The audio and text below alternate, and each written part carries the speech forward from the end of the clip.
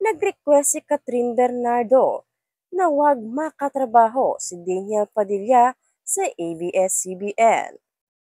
May mga ipinabago raw si Outstanding Asian Star Catherine Bernardo sa kanyang kontrata sa ABS-CBN, kaya natagalan umano bago siya nagdesisyong pumirma. Sa latest episode ng Showbiz Now na nitong linggo, February 4, isiniwalat ni showbiz columnist Christopher Min ang nasagap niyang balita tungkol dito. Ang dami rin pong mga espekulasyon na kaya nagtagal ang pagpirma ni Catherine Bernardo dito sa ABS-CBN. May mga binago pala.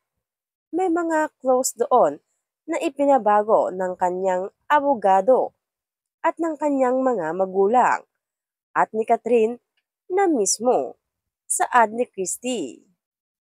At ito po ang isa sa mga sinabi ng aming source na ipinabago. Siya na ang pipili ng gusto niyang maging leading man sa teleserye o pelikulang gagawin niya sa kumpanya. Aniya. Dagdag pa ng showbiz columnist, isa pa, sigurado ang aking source sa kanyang sinabi na isa sa mga ipinabago niya.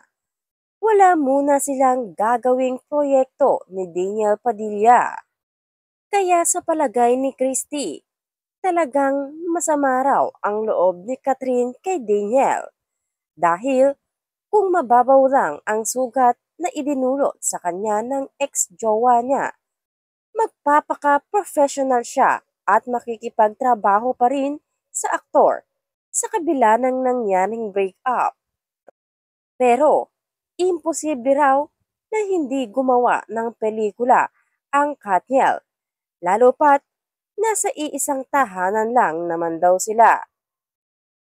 Tiyak din daw kasing kikita ang ABS-CBN kung sakaling magsamang muli sa proyekto ang dalawa dahil talaga namang aabangan ng sambayanang Pilipino ang kanilang pagbabalikan.